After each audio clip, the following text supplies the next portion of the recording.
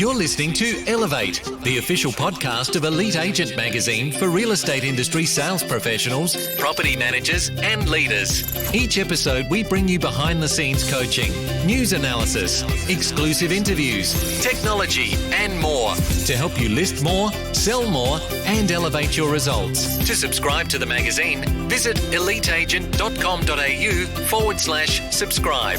Here is your host, Samantha McLean. Hey, Samantha McLean from Elite Agent. Well, the Business of Real Estate event is over for another year, but we still have one more coach who spoke at the event to give you some leadership tips, and that's Shane Kempton from Drive Performance. Shane has a really interesting background from real estate to the army, back to real estate, spending time as Group CEO for both Professionals and Harcourts WA. He's now a coach with Drive Performance. In this episode of the podcast, we really dig into answering the question, are leaders born or made? Why team experience or TX is critical for a good customer experience, and why you need the trifecta of documented vision, purpose, and values to achieve both. Okay, so welcome to the podcast, Shane Kempton. Hey Sam, how are you today? Really good, thanks. And yourself? I am absolutely fantastic. Thanks for asking. So today we're going to be talking about leadership, and you've had a long career in real estate leadership.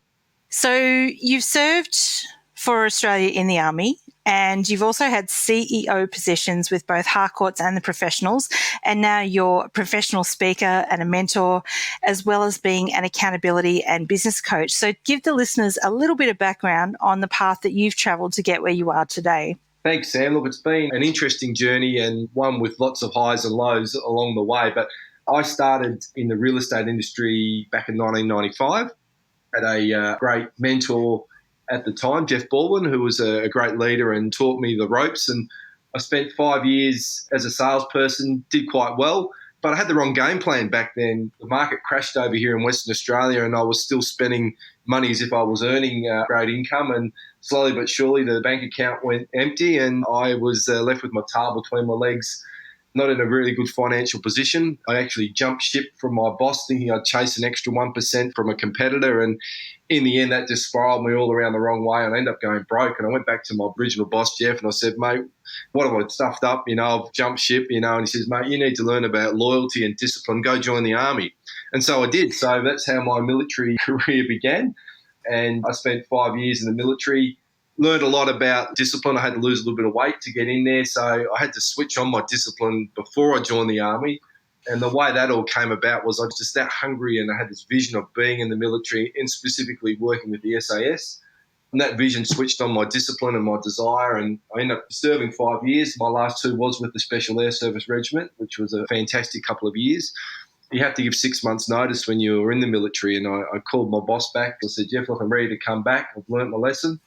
And he said, that's great, mate, but you're starting at the bottom of the ladder again. So went back to Jeff as a salesperson, worked my way up to sales manager, and ended up buying the business off of Jeff. And that business was with Roy Weston at the time over here in Perth. Then we went through a rebrand to Harcourts during that time. I had that business for about 5 or 6 years. It was the number one for Roy Weston, then number one for Harcourts in Australia at the time, which was great. I sold the business, went into the CEO position for Harcourts here in Western Australia, did that for a couple of years, and then went off coaching and training within the industry, then outside the industry. And then I got approached by professionals here in Perth to say, hey, we're looking for a new CEO. I was ready to come back into corporate life. I'd sort of been out in the wilderness for 5 or 6 years on my own, and I like leading people, so it was a great opportunity to get a hold of a network marketing group rather than a franchise, and I hadn't led one of those before. So looked after Western Australia and Northern Territory for a couple of years, and then I was the inaugural full-time group CEO for professionals. So I was looking after predominantly Australia, but from a brand level, looking after New Zealand as well. And we went through a major rebrand a few years ago, and some good learnings came out of that.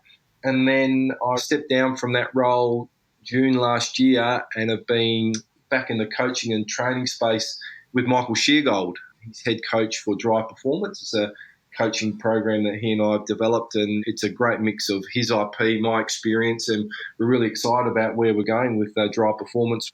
So that's quite a long career in leadership and a fairly interesting path. Are there any particular lessons in leadership that you've taken away, firstly, from your time with the Army? To me, the key lessons that I got out of the military were about working with others. Like sometimes you don't always like someone, but you have to get along with them. And the military is one of those unique environments where you're given a small team that you're working with and you have to get along. And sometimes you're away from home, you're in unique situations, and you just have to work as a team to get along. And it's more about personal leadership rather than one main leadership. I mean, everybody is a leader. And your personal leadership will have the biggest impact on your life and your career, etc. So the military taught me about personal leadership, and from there you develop those skills. Leadership is a skill. No one's born a leader. You may be born charismatic, etc., but leadership is a skill that can be learnt. And the best leaders that I've known and worked with are those that have continually to hone their skills and have that unquenchable thirst to be a better leader. And to be a great leader, you've really got to know yourself. You've got to understand yourself before you can start understanding others. So that whole journey of personal leadership, personal discovery is so important if you want to be an effective leader. Can you name someone that has had a big impact on you as a leader? I'm a big advocate for coaches and mentors, always have been, and I still have them today. I still have coaches and mentors in my life. It'd be a little bit hypocritical, me being a coach, not actually being coached myself. But my grandfather, I grew up without a father, and my granddad was my role model in my life, and he was always big on fitness and keeping fit. He'd served as well in the military, so was disciplined, but always maintained his fitness. So growing up, my grandfather was the great role model for me. My first boss, who I mentioned before, Jeff, he was a great business leader for me and taught me some good skills from a business side of things. And then probably more recently, I've always worked very closely with Matt Church. He's been a great positive leader for me.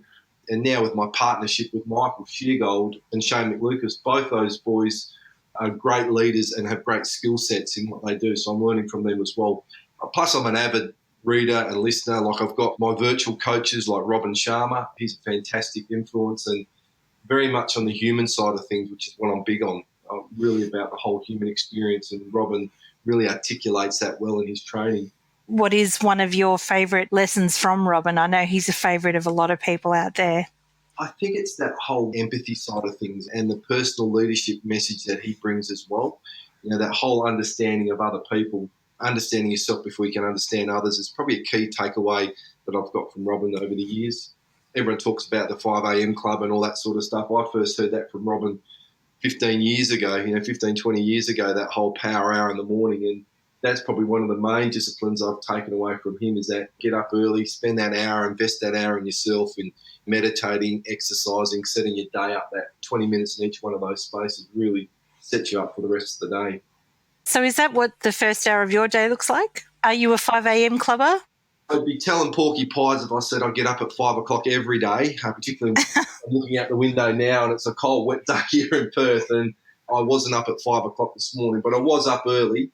In summertime, I'm up around 5:30. Wintertime, it's probably more around the 6-ish, 6:30, but I do spend that first hour of my day always exercising. I stay away from my phone. The only time I'll pick up my phone is to put an audio book on if I'm taking the dog for a walk or going for a gym, but I always try and start the day with exercise. And it may be a gym. It could be simple as walking the dog. I put the earphones in and I listen to some great audio book. Then I'll get home, check my diary. What have I got planned for the day? Revisit some of my objectives I want to hit for the day, for the week, for the month. And I guess one of the key lessons, if I just revert back to what Robin does, and one of the reminders he always tells us is that our days are our lives in miniature. So every moment counts, living in the moment. And I want to set myself up on the front foot every day and know that I've got that competitive edge over others. Now, I know when I was CEO, not every CEO was getting up at 5 o'clock and doing what I was doing. So already I was winning the mental game and having that competitive edge. It's so important. This podcast or this series of podcasts that we're doing is called the Leadership Diaries. And I know that there's a lot of aspiring leaders out there that are probably wondering what are some of the things that you do. So I'm going to ask you a series of questions just on leadership and what are some of the things that you do. Yeah, love to share. Okay, so who are you learning from right now? So right now I am studying, I'm doing a couple of courses. I'm wanting to formalise my 2 decades of coaching and get recognised by the International Coaching Federation. So I'm going through that process there and getting an international qualification. I'm learning a lot from Michael as well, Michael Sheargold from the coaching. He's one of the masters when it comes to coaching and asking great questions and asking powerful questions. And his coaching techniques are something that I want to apply all my knowledge and learn his techniques as well. I've just finished reading a great book called The Leadership Secrets from the Australian Army, which was a great little read. But I'm constantly learning, so it's hard to say just one person. I try to surround myself with people smarter than me. Where do great ideas in your business come from? Look, it's the constantly learning. I try to go through at least one or two audiobooks a week. So I'm always reading, always learning, applying those things in my life, then sharing it with my coaching clients as well. So what has been the most recent great idea that you've picked up? There's a lot of talk around the customer experience, CX. There's a lot of chatter out there, and there has been now for a little while. But the key thing for me, and something that my business upon and in my leadership positions, is the customer experience, or what we call in the network the client experience, is critical. But that doesn't happen unless you've created an amazing team experience. So I talk on TX, which is the team experience, because our people, they amplify our leadership. We can't do it all on our own. We need people around us. And that's the beautiful thing and the gift of leadership, is that we get to work with some great people. And my focus is to create an amazing experience for them and an environment where they can shine, because then my leadership gets amplified out into the marketplace. Yeah. And I think recently, in the last few years, I set up a military motorcycle club for our veterans, and we've lost too many of our veterans to suicide. In fact, we've lost more of our veterans to suicide than we have to active service. And being an ex-military person myself, I wanted to do something about that. And so I combined my love of motorcycles with my passion for wanting to do something for our returning veterans. And I had this vision of creating an environment where they could get together, they could talk to each other, which is probably one of the main things they need to do, but also go out and visit the older veterans and help them, and giving our newest veterans a sense of purpose again. So they feel this uselessness and they don't know where they belong anymore. So the club was about giving them a safe place where they belonged. There were some disciplines in there. That vision, I couldn't do that on my own. I had to share that vision, and people had to buy into that vision. And to me, that's the most important thing, is creating that environment where people can amplify your leadership and your vision out into the marketplace. In a consistent way, right? Because what we're seeing in the real estate industry is a big trend towards teams, because it's no point in one person giving a great experience and then another person kind of falling off, right? Yeah, 100%. And that's why it's good to be systems-based but values-driven. That's a good one. Systems-based but values-driven. It's not an either or, it's a yes and. If it needs repeating, it needs a system, so that's in place, but it's got to be backed up by a set of core values so we know how to behave. That consistency comes from our values, having people align with the same beliefs, where they want to be, the same ethics. All those things are really important. So then when they apply the system, the narrative is consistent. So that actually is a good lead into my next question, which is about recruitment. So obviously the people that you recruit into your team are key to the success of that team. So what is your favourite question to ask someone in a job interview, and what does the answer tell you about that person? I'm a very curious person by nature, and I love meeting new people. In the days when I was building a team and recruiting, one of the key questions I would ask would be, what have you achieved in your personal time? And that gives me a sense of how driven they are, how disciplined they are, what they're into, etc. Because if someone's gone out and got a black belt in some sort of martial art, well, then I know they're very focused, they're very driven, they're committed, and they'll follow through. Now, if they've gone and self-educated and got themselves an advanced diploma or something like that to further their own education, their own expertise, that's always impressive. Or if they've been home looking after kids for the last 10 years, there is another accomplishment as well. There's no greater job in life than being a parent. So devoting and giving up your life to bring up a family also shows dedication, loyalty, nurturing, etc. So it's what people do in their private time, that personal time, the things they've achieved, has always been a great question I like to ask. What is one characteristic that you think every leader should have? Can I have two? Okay, you can have two. Can I squeeze you for two? So I think these go hand in hand, but humility, I think, as a leader is just so imperative. And you can't have humility without having empathy, so you've got to understand others before you can understand yourself. And the whole humility thing is not a weakness. To me, it's a strength. It's about saying, thanks, we've done a great job, but we can keep getting better. We can keep getting better. Being a leader is not about being a power authoritative type role. It's a service role. We're in service for other people as leadership. So you don't become the leader to stop working. You actually start working twice as hard when you're the leader. And I think being humble and having humility, I think, is the key to fantastic leadership. If culture is defined as the way that we do things in a business, how would you advise a principal to help a new employee or team member understand the culture of their business? It's so important, because if you don't fit in with the culture, it's going to be a tough job for anyone to join a team. I think there's a couple of things that can happen. I think knowing the backstory of the business is really important.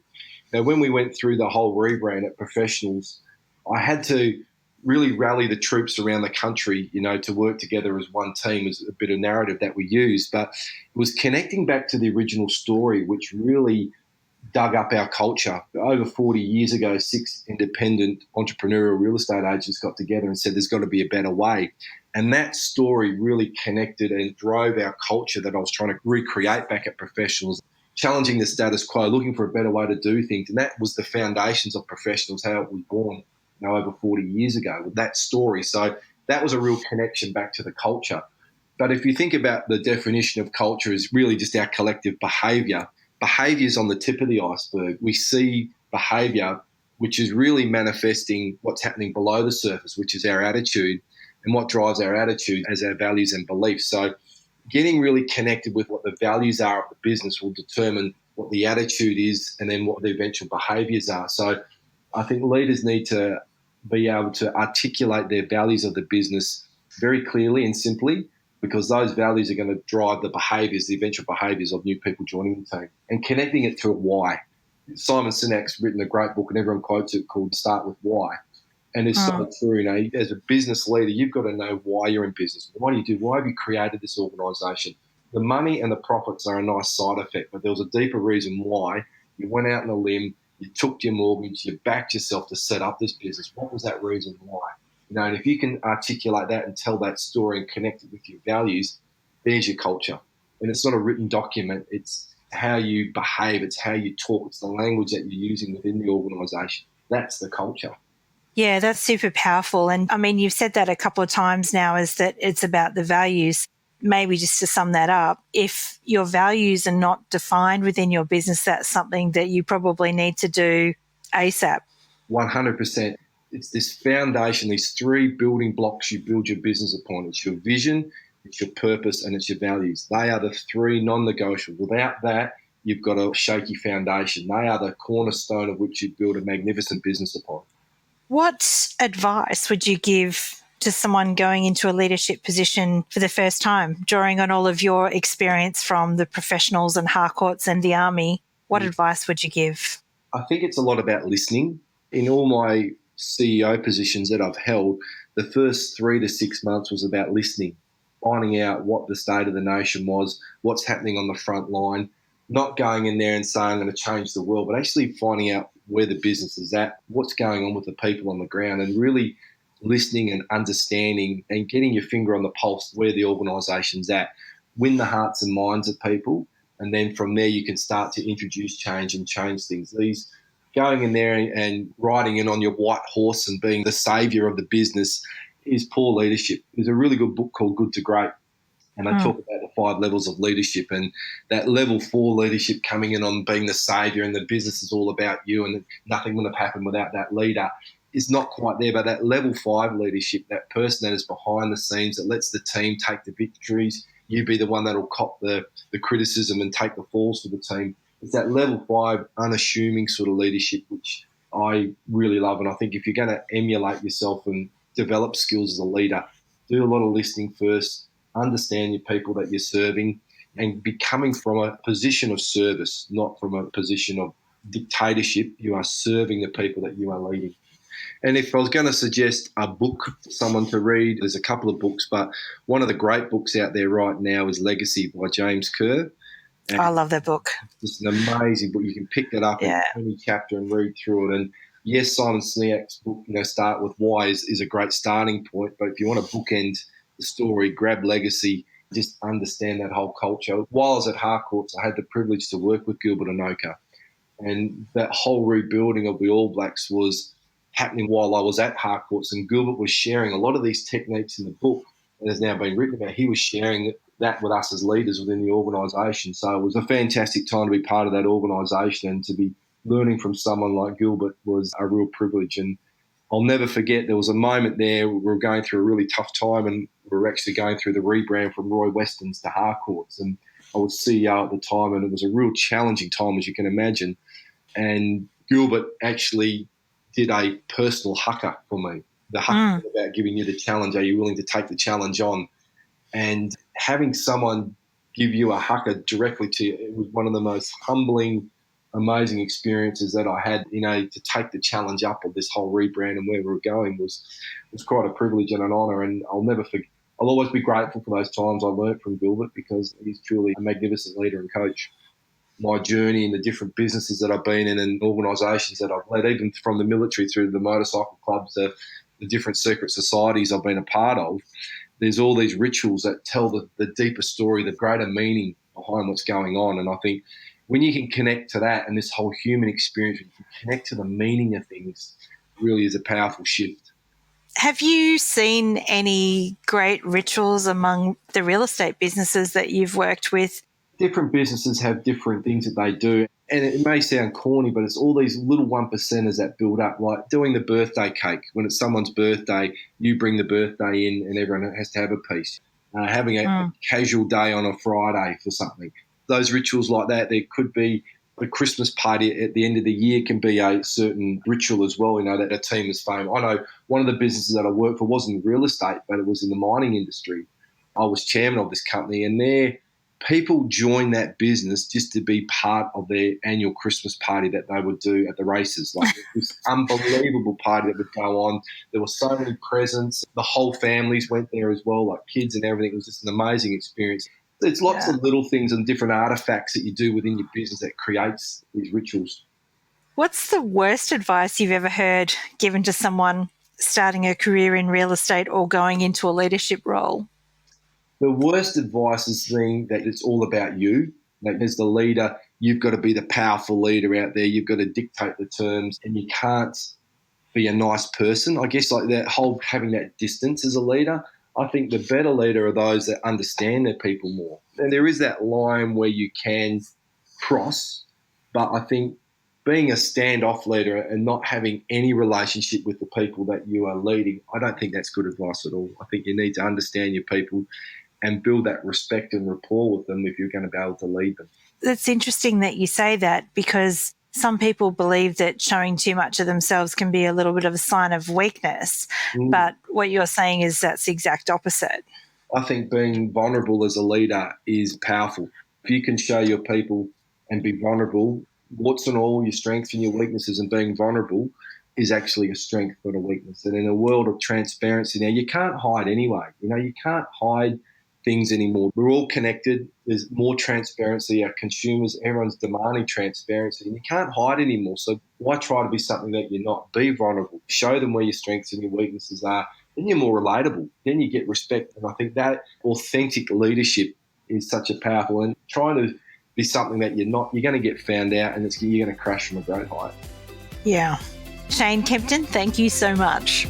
My pleasure, Sam. Have a great day. To subscribe to the magazine, visit eliteagent.com.au/subscribe.